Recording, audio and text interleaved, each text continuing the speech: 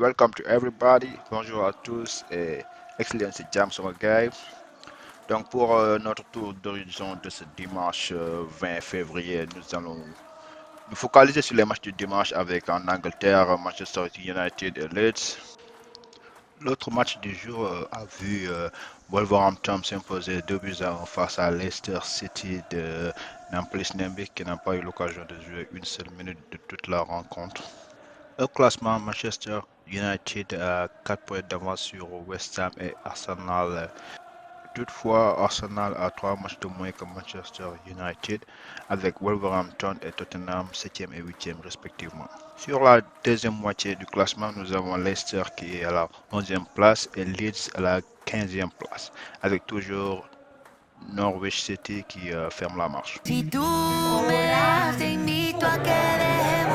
Maintenant, nous allons passer à la Liga et surtout au club cher à mes amis barcelonais.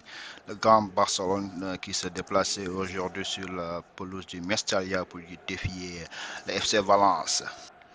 Moi, perso, je m'attendais à un match beaucoup plus compliqué. Par contre, le Barça a réussi à plier le match en première période en menant déjà par 3 buts à 0 avec un doublé de Aubameyang et un but de Frankie de Jong.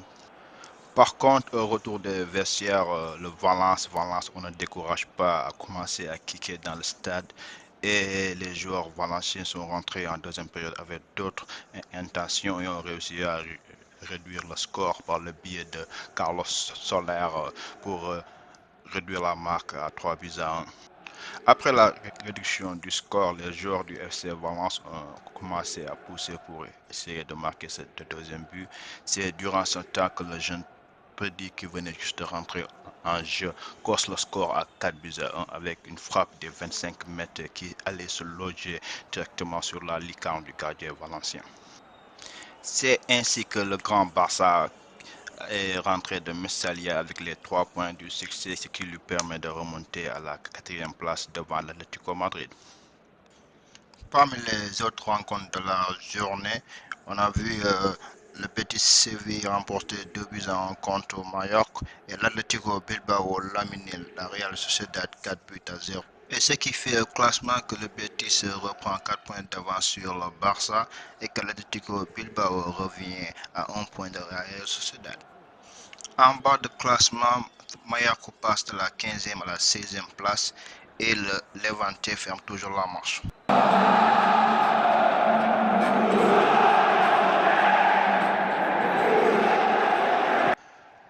Nous allons maintenant faire un détour en Ligue 1 en France où le Paris Saint-Germain a perdu hier 3 buts en face à Nantes.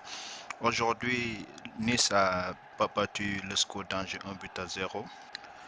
Montpellier est allé s'imposer au FC Lorient 1 but à 0 grâce à un but de Savigny. Le Reims de John Lopy n'a pas pu mieux faire que match nul 1 but partout face à Brest. Et le Rennes de notre beau-frère s'est imposé 4 buts à 1 face à 3 avec un doublé de Guirassy.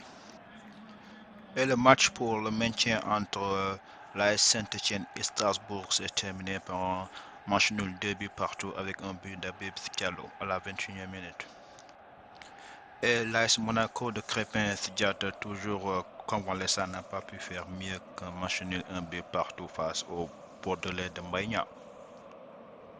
A noter que le dernier match de ce 25e journée de Ligue 1 faisait face entre Marseille et Clermont et que les supporters marseillais ont célébré comme il se doit leurs deux champions d'Afrique, Pape Gueye et Bamba Dieng, avec un tifo au drapeau du Sénégal. Pour ce qui concerne le match, l'OM a dominé toute la rencontre mais s'est vu surprendre à 2 reprises, une première fois en première période par Mohamed Bayo le Guinéen et une deuxième fois sur corner à la 83e minute par Alevina. Ainsi donc, l'OM rate le coche de garder Nice à distance, ce qui voit revenir Nice à 1 point et qui reste toujours à 13 points du PSG. Strasbourg et le Stade Rennais sont respectivement 4e et 5e de Ligue 1. Grâce à cette victoire, Clermont remonte à la 15e place, tandis que Bordeaux devient lanterne rouge. À présent, nous allons faire un tour en Italie où la surprise a été créée par Sassuolo qui est allé battre à San Siro l'Inter de Milan 2 buts à 0.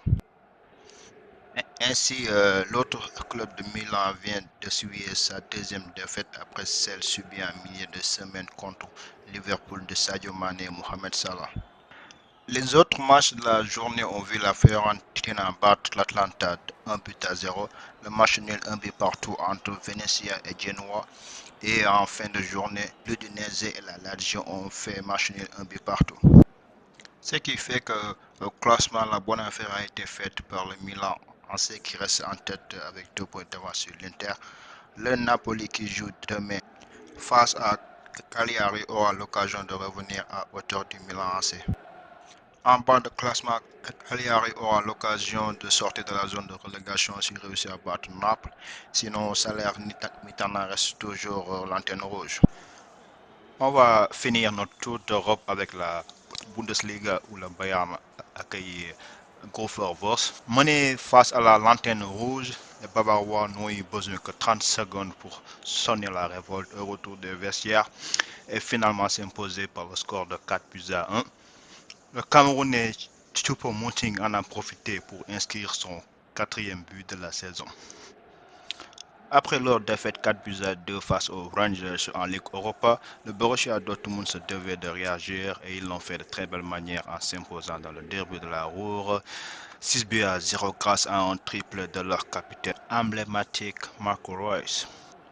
Pour le dernier match de cette 23e journée de Bundesliga, Leipzig n'a pas fait dans la dentelle en allant s'imposant sur le terrain du Hertha Berlin 6 buts à 1 avec un doublé du jeune minois Christoph Inko. Au classement, le Bayern est toujours leader incontesté avec 6 points d'avance sur le Borussia Dortmund, suivi du Bayern Leverkusen avec 41 points et du RB Leipzig avec 37 points. En bas de classement, le Borussia Mönchengladbach est 13e, l'Hertha Berlin est 15e et dans la zone de relégation, nous avons Augsbourg 16e, Stuttgart 17e et la lanterne rouge Golden Force. Donc voilà, merci à tous, Jeff, thank you. On se retrouve prochainement pour un nouveau numéro. Et on se quitte avec ces images du tifo des Marseillais qui rendaient hommage au champion d'Afrique, Pape Gueye. Merci.